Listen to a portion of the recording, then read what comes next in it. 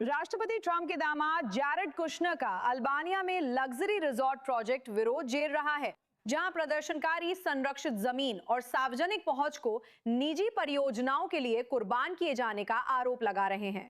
अब हमारे साथ तिराना अल्बानिया से लाइव हैं इको अल्बानिया के सीईओ ओल्सी ओल्सेनिका। हमारे साथ जुड़ने के लिए धन्यवाद। धन्यवाद, निमंत्रण के लिए धन्यवाद। बिल्कुल, ये बहुत चर्चा में है। मेरा मतलब है 1.6 बिलियन डॉलर का लग्जरी रिजॉर्ट एक पारिस्थितिक अजूबे में बन रहा है। समझाइए कि आपकी संस्था इतनी चिंतित क्यों है और इसका प्राकृतिक आवास पर क्या असर पड़ेगा? असल में ऐसा नहीं है, सिर्फ इको अल्बानिया ही नहीं, मुझे लगता है कि इसमें सभी पर्यावरणीय नागरिक समाज संगठन शामिल हैं, जो कह सकते हैं इसी लड़ाई में एक साथ हैं। क्योंकि जिस क्षेत्र की हम बात कर रहे हैं वो वास्तव में पूरे भूमध्य सागरीय बेसिन में बचे आखिरी अछूते नदी डेल्टाओं और मुहानों में से एक है। और यह क्षेत्र इसमें संरक्षित क्षेत्रों की सभी श्रेणियों का जीवंत सामंजस्य है। भले ही यह संपूर्ण रूप से श्रेणी 5 है, जो एक संरक्षित परिदृश्य है, लेकिन इसमें कई अन्य मूल्य और जैव विविधता भी है। सिर्फ आपको बताने के लिए कि इसी क्षेत्र के ठीक बीच से व्योसा नदी बहती है, जो यूरोप का पहला वाइल्ड रिवर नेशनल पार्क है। ये क्षेत्र कई दुर्लभ और महत्वपूर्ण प्रजातियों, विशेषकर पक्षियों, साथ ही फ्लेमिंगो, डाल्मेटियन पेलिकन, लंबी भौं वाली समुद्री कछुआ और भूमध्य सागरीय मोंक सील का घर है। तो आप जानती हैं, ये सब कहने के बाद जैसा कि आप कह रही हैं, ये उन जगहों में से एक है। मेरा मतलब है, हम एक ऐसी वैश्विक संकट का सामना कर रहे हैं जहां ग्लोबल वार्मिंग और दुनिया का सूखना शामिल है। परिणाम क्या होंगे? भले ही ये उनके आवास को नष्ट ना करे और ये सभी जानवर मरे या विस्थापित हो, लेकिन असल में ये क्या है? ये समग्र रूप से क्या करेगा? जैसा कि आपने कहा, सामंजस्य, सह अस्तित्व और समन्वय को, जो पृथ्वी पर ऐसी जगहों के होने से बनता है।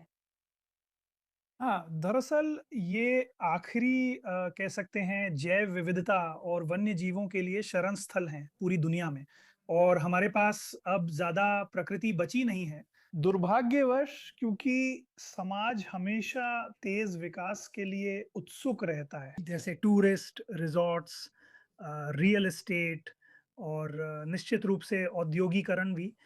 और बहुत ही कम प्राकृतिक स्थान बचे हैं जहां जैव विविधता है, जहां प्रकृति संरक्षण का महत्व है। असल में यही एकमात्र सामान्य तरीका है जिससे हम प्रकृति को इन सिटू संरक्षित कर सकते हैं, और ये संरक्षित क्षेत्र हैं, और यही कारण है कि ये मौजूद है, क्योंकि ये सिर्फ हमारे लिए नहीं है, या मूल रूप से हमारे लिए है ही नहीं, क्योंकि ये आने वाली पीढ़ियों के लिए है। और मुझे लगता है कि यही वे जगहें हैं जहां प्रकृति खुद को व्यक्त कर सकती है और यहाँ तक कि मानव जाति को भी बनाए रख सकती है। हाँ, लेकिन चलिए एक संभावित अच्छे पक्ष की बात करते हैं। मेरा मतलब है, अल्बानिया एक छोटा देश है, जैसा कि हम सब जानते हैं। क्या ऐसा विकास और निवेश अर्थव्यवस्था, नौकरियों आदि के लिए अच्छा हो सकता है? इसमें कोई सकारात्मक पक्ष है? खैर, सबसे पहले एक बात साफ कर दूं कि हम एको अल्बानिया के रूप में कभी भी किसी भी तरह के विकास के खिलाफ नहीं रहे हैं, और मुझे लगता है कि बाकी साथी भी ऐसा ही सोचते हैं। लेकिन जब बात ऐसे विकास की आती है जो संरक्षित क्षेत्रों के नेटवर्क के भीतर होने की संभावना है, तो फिर निश्चित रूप से इसका कोई नियम नहीं है। हमें इस बात के बीच एक लाल रेखा खींचनी होगी कि हम क्या संरक्षित कर सकते हैं और क्या हम आने वाली पीढ़ियों को विरासत में दे सकते हैं। लेकिन आपको एक बहुत महत्वपूर्ण आंकड़ा देने के लिए, अल्बानिया के क्षेत्र का 5वां हिस्सा संरक्षित क्षेत्र है। तो बाकी 80% का मतलब है कि वो किसी भी तरह के विकास के लिए खुला है, बशर्ते कि पर्यावरण, पर्यावरण कानून और पर्यावरणीय विशेषताओं का सम्मान किया जाए। तो संक्षेप में कहूं, मेरा तर्क ये है कि हम विकास के प्रकार के खिलाफ नहीं हैं, लेकिन हम उस स्थान के खिलाफ हैं जहां विकास की योजना बनाई गई है। क्या कोई ऐसी जगह हो सकती है, या शायद परियोजना का आकार छोटा हो सकता है, ताकि आवास पर इतना असर डाले बिना जिम्मेदारी से आगे बढ़ा जा सके?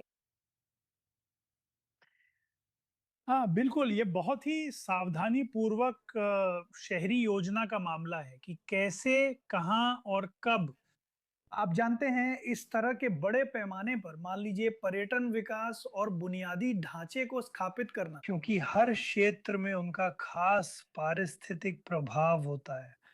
और हमारे अनुसार हमसे कभी विकल्प देने या प्रदान करने के लिए नहीं कहा गया, क्योंकि वो प्रक्रिया आम जनता से काफी हद तक छुपाई गई है। जब तक साइट पे शुरू में विरोध प्रदर्शन शुरू नहीं हुए थे और फिर वो तिराना में चले गए, मुझे यकीन है कि ऐसे क्षेत्र हैं जहां ये विकास हो सकते हैं, और देश का 80% हिस्सा ऐसे प्रोजेक्ट्स के लिए उपलब्ध है। धन्यवाद ओलसी ओलसनी का, बहुत बहुत धन्यवाद।